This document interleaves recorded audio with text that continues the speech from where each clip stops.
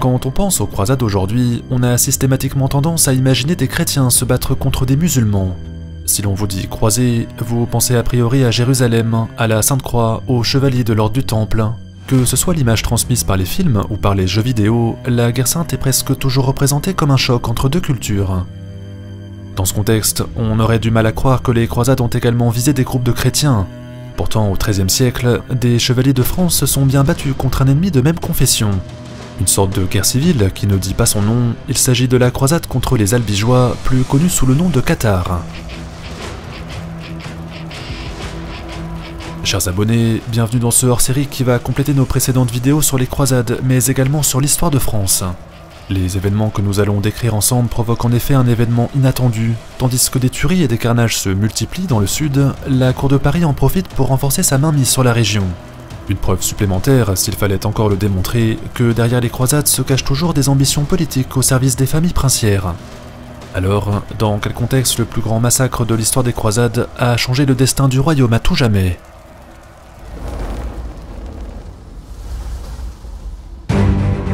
Cet été, vous allez sûrement voyager, peut-être même partir à l'étranger, et forcément, vous allez avoir besoin de vous connecter à des Wi-Fi, à des réseaux, à des relais internet dont vous ne connaissez ni les standards de sécurité ni les surcoûts financiers. C'est sûrement pour cette raison d'ailleurs que notre partenaire du jour, NordVPN, vous offre les meilleures solutions pour voyager l'esprit tranquille. La première utilité d'un VPN lors des déplacements, c'est surtout le chiffrement de vos données. Si vous recherchez une connexion Wi-Fi dans un lieu public par exemple, vous risquez de tomber sur de faux réseaux qui aspirent toutes vos données personnelles à votre insu. Cette technique, appelée Man in the Middle, est très répandue et vise notamment les touristes qui ne se doutent de rien. Deuxième service proposé, Celi, une solution de carte SIM dématérialisée ou eSIM qui vous garantit une connexion internet dans 150 pays différents. C'est simple, quand vous êtes à l'étranger, au lieu d'être surfacturé par votre fournisseur internet, dès que vous osez naviguer sur le web, votre eSIM vous garantit une connexion 4G ou 5G sans aucun surcoût. Vous téléchargez une simple application, l'application agit comme une carte SIM, votre eSIM se connecte au réseau local et vous avez accès à internet comme sur un Wi-Fi public. Pratique pour s'éviter de faire la queue pendant des heures à l'aéroport afin d'acheter une SIM locale. Bref, jusqu'au 7 août 2024 inclus, profitez d'un combo ultime VPN plus eSIM pour voyager l'esprit tranquille. Pour tout abonnement de 2 ans, vous pourrez obtenir jusqu'à 20 Go d'internet offert sur Celi. Alors cliquez sur le lien juste en dessous et bonnes vacances avec NordVPN et Celi.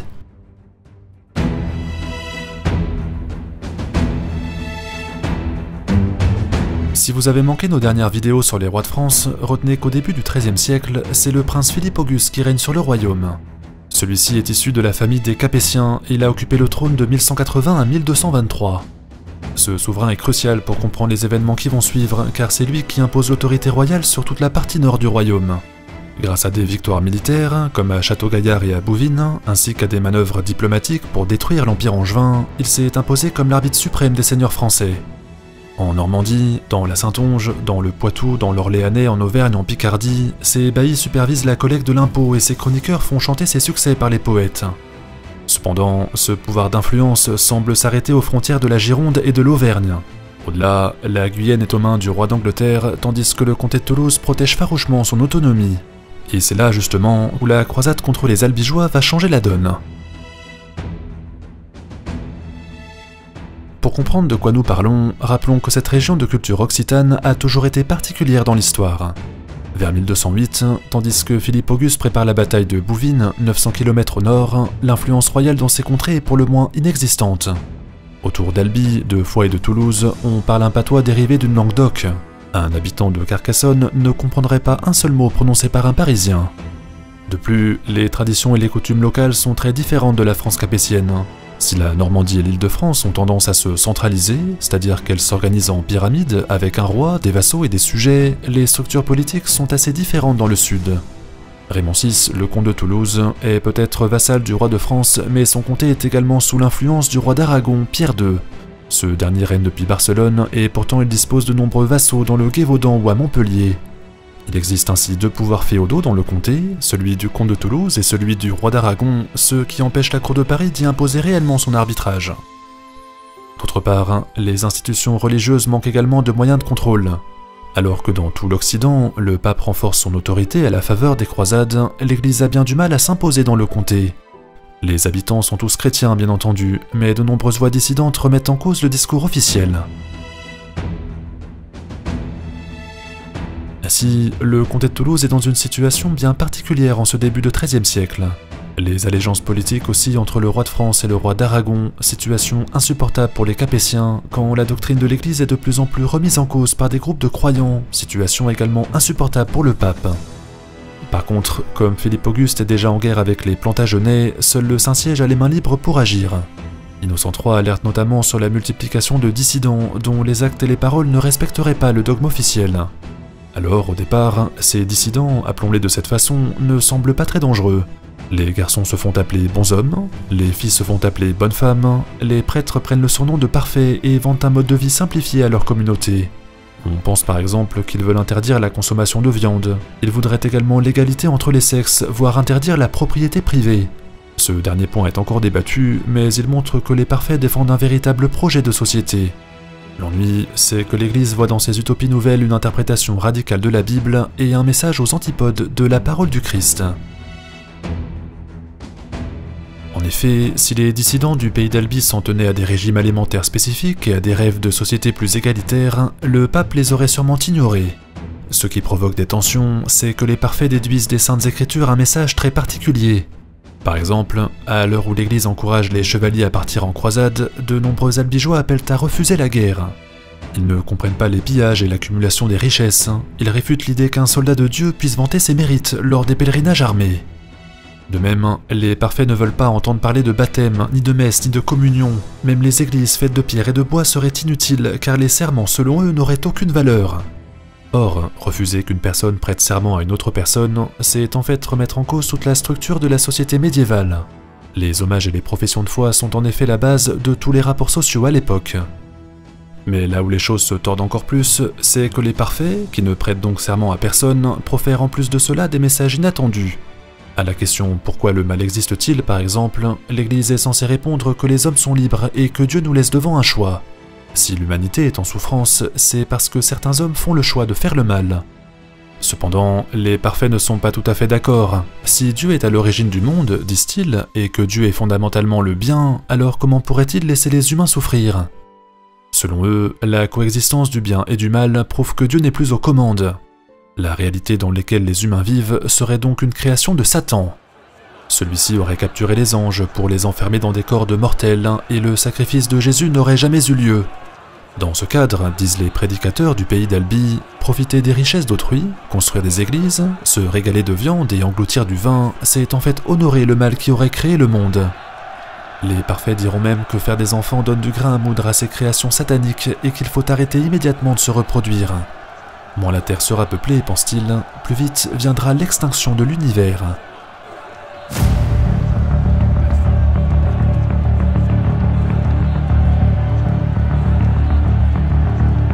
Bref, dans ce bout de France méridionale, de nombreuses communautés adoptent des croyances perçues comme profondément incompatibles avec la doctrine de l'Église. Au début du XIIIe siècle, ces nouveaux dogmes rencontrent un succès inattendu et s'exportent au-delà du pays d'Albi. La raison, les impôts très lourds exigés par le pape pour les croisades, la corruption au sein des ecclésiastiques, le fait aussi que tous les parfaits n'ont pas de discours aussi radicaux que ceux qui veulent la fin du monde. On estime alors qu'entre 10 et 15% des habitants du comté de Toulouse auraient adopté une foi déviante au regard du dogme officiel. Or, à mesure que ces communautés se marginalisent, le Saint-Siège prépare sa réponse. De son point de vue, cela fait des décennies qu'il s'est donné pour mission de combattre les hérésies. Si vous avez regardé l'épisode 1 de la série Croisade, vous savez que cet engagement prend le nom de réforme grégorienne. Par exemple, le pape fait persécuter les fidèles d'un certain Valdo dans les environs de Lyon. Il s'agit d'un prêcheur qui demande aux habitants d'abandonner tous leurs biens pour vivre dans la misère la plus absolue. De même, la papauté alerte sur le culte que voue certains Narbonnais à une femme nommée Rixande. Cette condamnée aurait, paraît-il, entendu des voix, et depuis, ces fidèles considèrent que les bagues qu'elle a portées au doigt sont des reliques. Selon eux-mêmes, Rixande ou Valdo seraient en communication directe avec le Christ et les autorités locales ont bien du mal à gérer les foules. Bref, c'est dans ce contexte qu'Innocent III cherche également à mater les communautés dissidentes du comté de Toulouse. Tout comme les fidèles de Valdo à Lyon ou de Rixande à Narbonne, les bons hommes et les bonnes femmes du pays d'Albi sont perçus comme des hérétiques. Si les plaies ne guérissent pas par des cataplasmes, dira le pape en les pointant du doigt, alors elles doivent être transpercées par l'épée.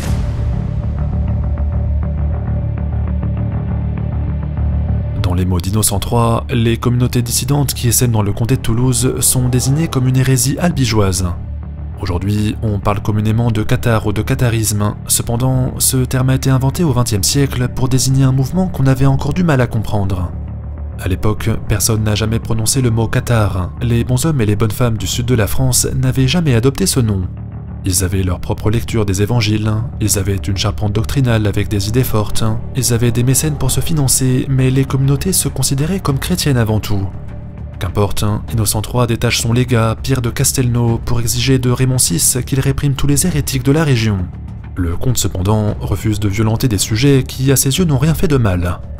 Pierre de Castelnau traverse alors le Rhône, il avance avec fureur vers la ville de Toulouse quand il est soudainement assassiné sur sa route. Les voyageurs l'accompagnant n'ont rien pu faire, un bandit aurait surgi tout à coup pour transpercer le légat avec une lance. Innocent III, depuis Rome, en est persuadé, ce serait le comte de Toulouse qui aurait commandité le meurtre. Le pape prépare donc la pire des réponses. Estimant que Raymond VI est déshonoré, il appelle tous les chevaliers d'Occident à venir faire le travail à sa place. Le 10 mai 1208, le Saint-Siège proclame ainsi une croisade contre l'hérésie albigeoise.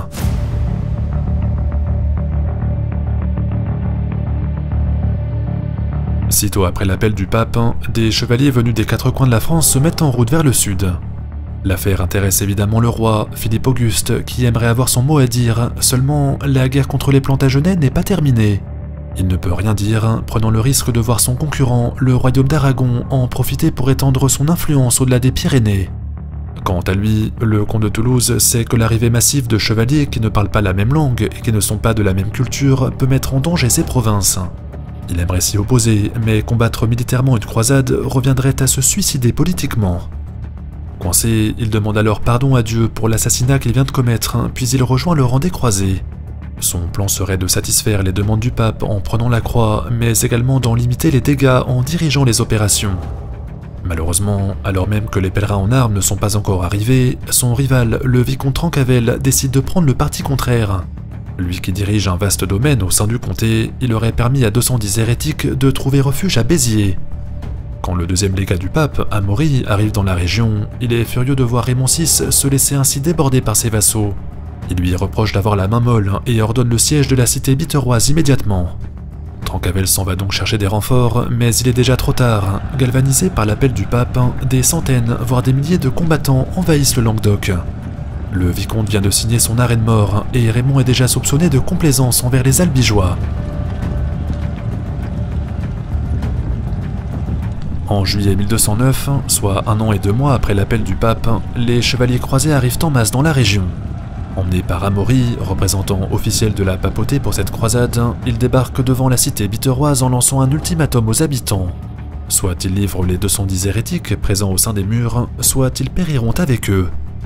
Cependant, les assiégés refusant toujours de coopérer, les pèlerins se préparent à donner l'assaut et demandent aux légats comment distinguer les hérétiques des bons croyants. La réponse d'Amaury est restée gravée dans les mémoires. « Tuez-les tous », aurait-il dit sans trembler, « Dieu reconnaîtra les siens ». Les habitants de Béziers peuvent tous mourir dans un bain de sang, cela lui est complètement égal puisqu'ils auraient choisi leur camp en protégeant les albigeois. S'ensuit un massacre général de la population au cours duquel 20 000 hommes, femmes, enfants et vieillards auraient été abattus sans autre forme de procès. Comme un signe que cette nouvelle croisade allait atteindre un niveau de violence encore inégalé dans l'histoire de France.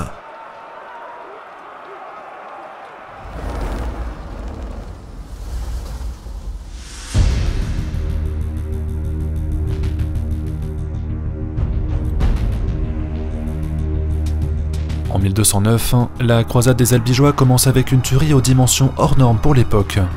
Lors du massacre de la Sainte-Madeleine, plus de 20 000 habitants auraient été massacrés dans les rues de Béziers. Le sac de la cité choque le vicomte Trencavel. Il aurait demandé une audience au légat du pape, mais Amaury aurait refusé de le recevoir. Signe que les seigneurs occitans n'ont pas leur mot à dire, le vicomte se réfugie en urgence à Carcassonne. De là, il ne peut que contempler avec regret le cauchemar qui s'annonce. Des milliers de chevaliers qui ne parlent pas la même langue et qui ignorent tout des coutumes locales se mettent à ravager l'arrière-pays. Encouragés par Amaury qui instaure une stratégie de terreur, tous les Occitans, hérétiques ou non, sont en proie aux pires violences. Attaques de villages, dévastation des fermes, persécution des populations, la croisade plonge la région dans un véritable enfer. De nombreux paysans se réfugient alors à Carcassonne où se trouve le vicomte, mais Amaury accuse ce dernier de protéger encore les hérétiques. L'assaut des faubourgs laissant présager un deuxième massacre, la garnison finit par se rendre et Trencavel est mis au fer. Après la reddition de Carcassonne, la croisade prend également une tournure politique car Amaury veut en profiter pour réformer le comté de Toulouse. Il veut placer un homme fort à la tête d'un système féodal modernisé sur lequel l'Église aurait le contrôle des affaires religieuses. Pour cela, il confisque les terres du vicomte Trencavel.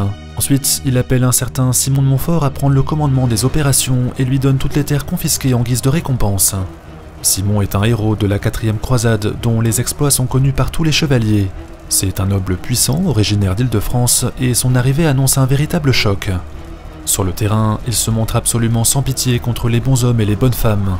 Il les fait brûler vivants sur des bûchers collectifs et plonge ainsi la région entière dans l'épouvante. Côté politique, Simon apporte dans le comté une culture étatique d'Europe du Nord. Son gouvernement est plus centralisé, plus hiérarchisé, plus organisé autour de son seigneur. Sa coutume s'impose comme un coup de marteau contre les Occitans qui se révoltent pour protéger leur indépendance. De plus, la mort du vicomte en prison aurait été à l'origine d'un soulèvement général de ses vassaux. Ces derniers refusent la conquête d'un seigneur étranger et prennent les armes contre les croisés qui les accusent en retour de protéger les albigeois. Bref, à la guerre sainte se superpose désormais une guerre féodale qui n'a plus rien à voir avec le Christ. Raymond VI essaie de protester contre cette folie, sauf qu'il est accusé à son tour de faire le jeu des hérétiques. Amaury ne tolère aucune contradiction, il demande à Simon de Montfort de faire le siège de sa capitale afin de lui confisquer ses droits féodaux. Arrivé en 1211, cela fait 2 ans que les chevaliers massacrent à tout va dans le pays toulousain. Philippe Auguste, le roi de France, mais également Pierre II, le roi d'Aragon, aimerait avoir un mot à dire sur les événements. Le problème, c'est que le premier est occupé au nord et le second est occupé dans une autre guerre sainte. Tandis que Philippe Auguste prépare la bataille de Bouvines, les Aragonais sont en conflit avec les Almohades au sud de l'Espagne. Le calendrier est cependant de nouveau défavorable aux Capétiens. En 1212, Pierre II, allié à d'autres puissances espagnoles, remporte la bataille de Las Navas de Tolosa, victoire au cours de laquelle les Aragonais se couvrent de gloire. Pierre II a désormais les mains libres. En tant que suzerain de nombreuses terres dans le comté de Toulouse, il veut imposer son arbitrage au-delà des Pyrénées. Calculateur, il obtient le soutien du pape, Innocent III, qui cherche à reprendre le contrôle sur la croisade. De nombreux croisés lui font en effet part de leur dégoût à l'égard des violences et certains ont même déserté sans avoir accompli leur serment. Dans ce cadre, Pierre II, qu'on surnomme désormais le catholique, traverse les montagnes avec son armée pour rappeler à l'ordre tous les chevaliers croisés.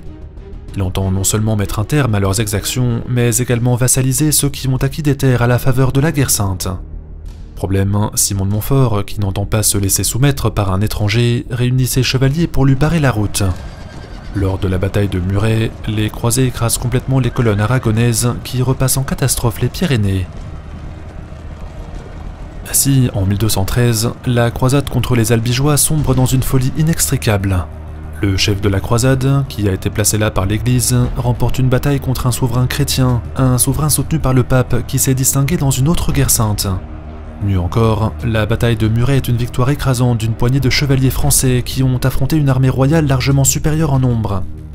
La situation est devenue hors de contrôle et n'a plus rien à voir avec une croisade au sens commun du terme. Même le pape, qui est pourtant à l'origine de ces événements, ne sait pas comment reprendre la main sur le conflit. Les croisés affrontent des seigneurs occitans en les accusant de protéger les hérétiques, mais ces derniers ne sont pas dupes. Qu'ils aient de la sympathie ou non pour les albigeois, les locaux considèrent les pèlerins en armes comme des conquérants. Sauf que ces mêmes pèlerins estiment être dans leur bon droit et réclament les terres qu'on leur a promises. La situation semble ainsi bloquée, c'est donc le moment parfait pour le roi de France de faire son entrée en scène.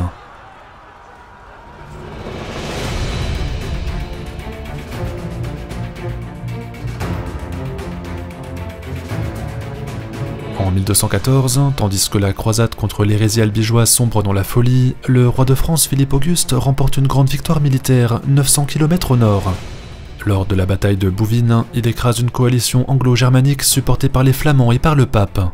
Les souverains d'Europe qui l'ont combattu sont humiliés et d'un jour à l'autre, la couronne capétienne devient la première puissance du royaume. Du Vermandois jusqu'à l'Auvergne, en passant par Paris, par la Normandie et par la Saintonge, le domaine royal occupe désormais une grande partie du territoire. Philippe dispose de suffisamment de gloire, d'argent et de soldats pour s'imposer comme un arbitre suprême, alors comment imaginer qu'il reste insensible à ce qu'il se passe dans le sud? Raymond VI, le comte de Toulouse, et Simon de Montfort, le chef croisé, sont après tout ses vassaux respectifs eux aussi. De plus, vous l'aurez compris, le concurrent aragonais n'a pas profité de sa victoire contre les musulmans et son influence a reculé.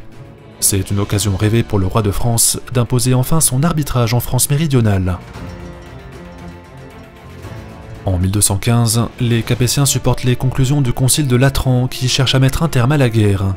Pour punir Raymond VI de ses actions jugées trop en faveur des hérétiques, l'Église lui confisque tous ses titres et les remet à Simon de Montfort. Philippe Auguste, représenté par le prince héritier Louis le Lion, soutient l'initiative.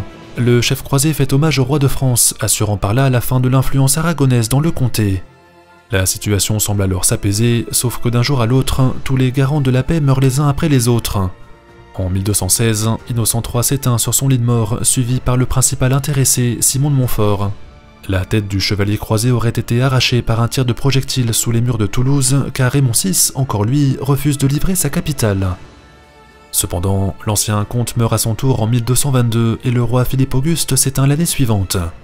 Les conditions du concile de Latran n'ont plus aucune valeur, si bien que la guerre recommence encore et encore. Cette fois-ci, c'est Amaury de Montfort, le fils de Simon, qui se bat avec Raymond VII, l'héritier du précédent. Les seigneurs occitans sont toujours en révolte contre les croisés et leurs chevaliers sont pris à partie sur tous les fronts. Amaury, à court d'options, est donc obligé d'aller demander l'aide du nouveau roi de France, Louis le Lion, devenu Louis VIII. Le Capétien consent à aider son vassal à une seule condition, que le comté de Toulouse soit rattaché au domaine royal après la victoire. L'intervention de la couronne se terminera par une conquête territoriale ou ne se fera pas.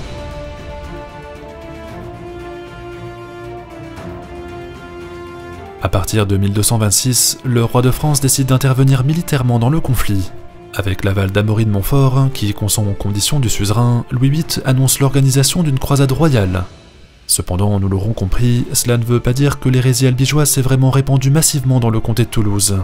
Les nobles sont surtout fatigués par une guerre qui dure maintenant depuis 18 ans et se soumettent au roi les uns après les autres. Problème, deux choses empêchent le souverain d'accomplir son plan parfait. Dans la capitale tout d'abord, Raymond VII refuse de baisser les armes. Sa cité est assiégée depuis près de 10 ans, mais les pouvoirs locaux ne cèdent rien, ni aux Français ni à l'Église. À côté, les soldats du roi butent aussi sur des points de résistance puis sont décimés par la dysenterie. Le roi Louis le Lion attrape même la maladie et meurt peu de temps après faute de soins suffisants. Conclusion, la croisade royale, qui avait pour objectif de rattacher le comté de Toulouse au domaine capétien, se termine par un échec. Peu après, c'est la reine régente appelée Blanche de Castille qui continue la politique de conquête de son défunt mari. Les protagonistes sont toujours les mêmes. Raymond VII, comte de Toulouse, consent à lutter contre les hérétiques, mais refuse catégoriquement de se laisser soumettre. Amaury de Montfort, héritier du chef croisé Simon, est obligé de se mettre au service de la couronne s'il veut sauver ses droits féodaux. Les deux hommes se disputent le contrôle du comté, mais Blanche se montre plus diplomate que ses prédécesseurs. La régente a en effet un fils, Alphonse, le frère du futur roi Saint-Louis, quand Raymond a une fille unique, Jeanne, qui est en âge de se marier. Lors du traité de Meaux, en 1229, les deux héritiers s'unissent par le mariage et forment un gouvernement de conciliation. Quand la guerre n'apporte aucune solution pérenne, c'est souvent la diplomatie qui prend le relais. En effet, à la mort de Raymond VII en 1249, le couple dispose désormais de tous les droits féodaux sur les terres occitanes. Pour la première fois dans l'histoire, la France méridionale accueille donc un Capétien sur son trône. Blanche de Castille réalise ainsi un coup politique magistral qui va changer à tout jamais le destin des Toulousains.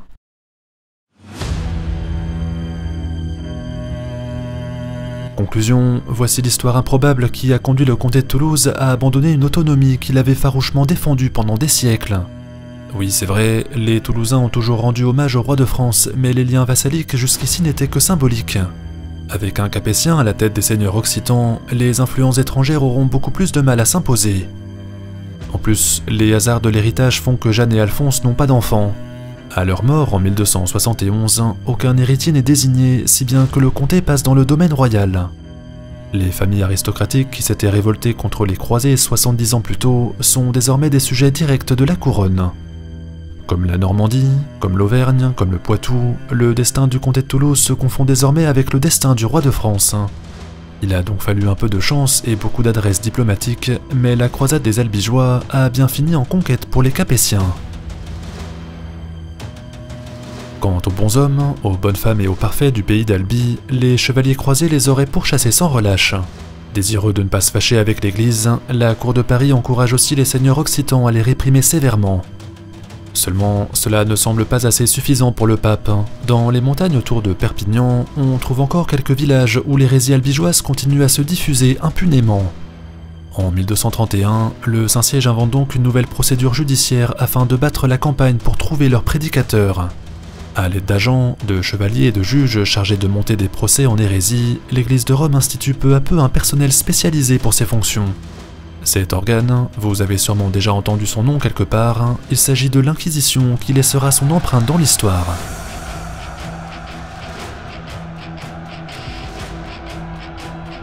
Si vous avez aimé cette vidéo, n'hésitez pas à laisser un j'aime, un commentaire et pourquoi pas à la partager sur les réseaux sociaux. Dans le prochain hors-série, nous partirons au-delà des Pyrénées pour nous intéresser à la Reconquista. En même temps que la croisade dans le comté de Toulouse, les chevaliers occidentaux remportent une grande victoire à Las Navas de Tolosa. L'occasion pour nous d'y dédier un épisode, alors à très vite sur Bataille de France.